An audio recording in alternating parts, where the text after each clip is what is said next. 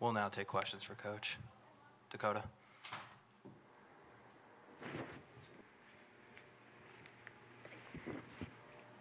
Coach, you said yesterday in the press conference that you wanted to pick up the pace in the game, play your own pace, and you did that really early on, and then later you kind of slowed it down. So at what point do you feel comfortable slowing down that pace, just running the clock a little bit? Time and score. I have one of my friends, one of my good friends in the coaching business. He has this weird formula. I was like, this doesn't work. Time and score. You can see how many possessions left in the game. It actually does work. So, so MC, it works. And so we just shrunk the game, and when we knew the game was over, we knew that if we didn't turn the ball over, that there was no chance they had enough possessions to come back and win the game. So we just kind of slowed it down to make sure that we could get the game home and not get too sloppy down the stretch. Coach, you said yesterday that you've never looked ahead in your career because just frankly you just haven't been with a team that I guess has been good enough.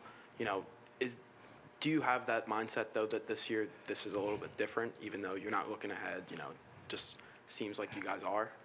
No, not really, not at all. I don't think that many coaches do that. I don't know many coaches that's successful when they look past the game that they're playing in.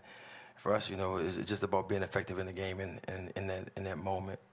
But obviously, it's time to look ahead now, right? It's that time, and we understand what the urgency was of winning this game and making sure that we could advance.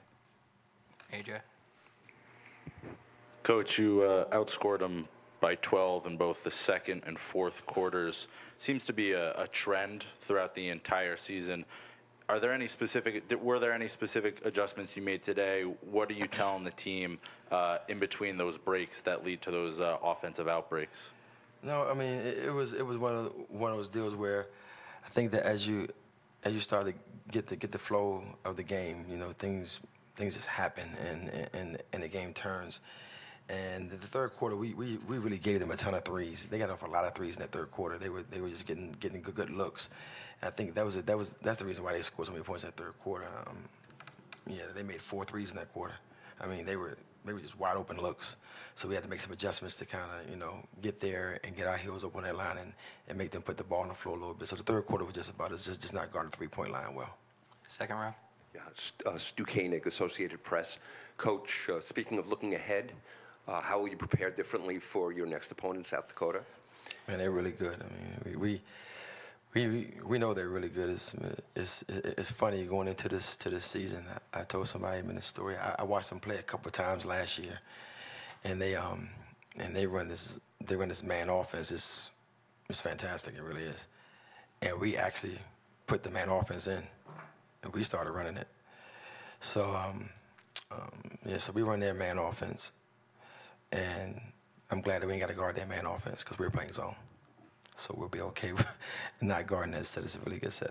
But they're just a very good team. They're a well-coached team, and they do a fantastic job of playing to their strength, which is, if you help, they're going to kick it out and shoot the threes. So we got to be very disciplined. We got to stay home. We gotta make them make plays off the bounce and not just give them catch and shoot opportunities in the game. They're a very, very good team, and it's going to be a great game. And that's why you're in this tournament and to play a great team. So we're excited for the challenge and the opportunity. In the back. Coach, you got super excited after the end of that 9-0 run in the second quarter. What was going through your mind in that moment, when you guys kind of took that lead and never looked back? Well, at that point, I was happy that our kids were making shots, and we were able to create tempo. I like to see my kids play well. I like to see them successful. And when they do that, I get really happy, really excited. So the excitement was they were killing them and they were doing it, and I was really happy for them. And Coach, speaking of being happy for him, Emily comes in the second, boom, boom, boom, rebound, steal, assist, bucket. Just really gets the spark going. You've talked about how she can do virtually anything to help you guys. Is that minute and a half sort of a microcosm of what you expect for her and sort of the instant energy she can bring off the bench? Yeah, absolutely it is. It's a thing of just focusing. Emily just got to stay focused into what we do and what's important. And I think I remember having the same conversation about Alexis Peterson her freshman year, and everybody thought I was crazy, and then everybody's watching her get drafted, and you know, Emily's gonna be the same. You know, you have to buckle down and be a college athlete, be a college student athlete, and she's done that. She's been remarkable over the last 3-4 weeks. So I'm just really happy for her and really happy to have her back. Brandon Williams, news magician. Coach, late in the game, even when you had a big lead, you were given those coaching moments. You're a news magician? Yes, I am. My God. Late in now the game, I know who's doing this, huh? Yes, sir. It's My me. man. Late in the game, you I were see you given those. now. My man. Lining you up.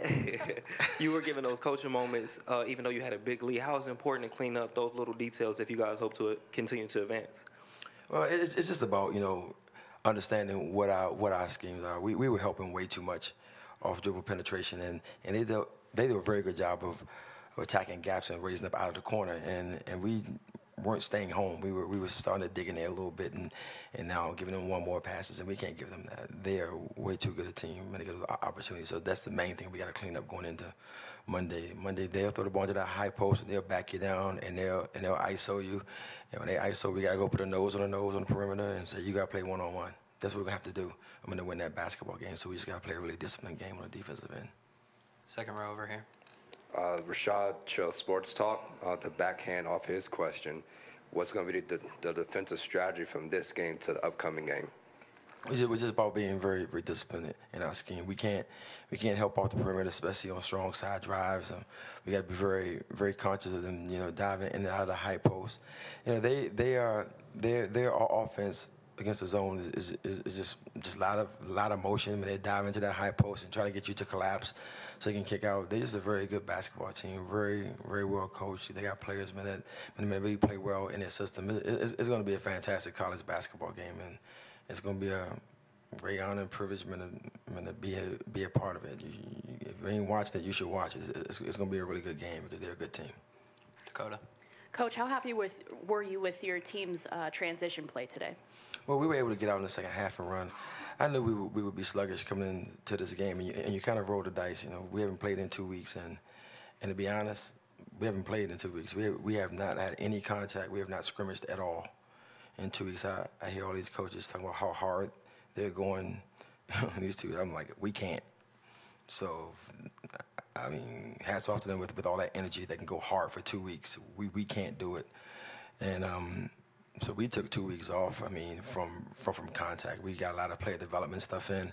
Ryan Kabilis, our strength and conditioning coach, and Karen McKinney, our athletic trainer, they were the MVPs of these 2 weeks because they just got them healthy and kept their bodies moving, and we just tried to just do enough game prep and film stuff to be able to come in the game and be effective, and we did that. Coach, you guys shot well on the three, but you didn't take as many as I guess you guys are used to. Was inside play a little bit more of an emphasis this game? No, we ain't shooting threes no more, man. We changing all that, man. We had an opportunity. What really happens is I think that, and it's not shooting at you, it's really not. I think a lot of people say, you guys don't shoot a lot of threes. Well, because people now are running us off the three-point line. They're saying you're going to shoot 40 threes, we're not going to let you do that. So, thank God we're good enough to put the ball on the floor and attack the rim and now score in the paint. Because if we couldn't put the ball on the floor, then we'd really, be in trouble. But we're just not just a three-point shooting team, and that's what's been really good about this second half of the season. We're winning games by now attacking the rim and playing in the paint some. So people are really just trying to take. They're really just doing a good job of closing us out and taking them away.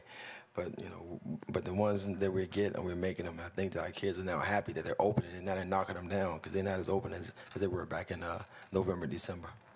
Back right.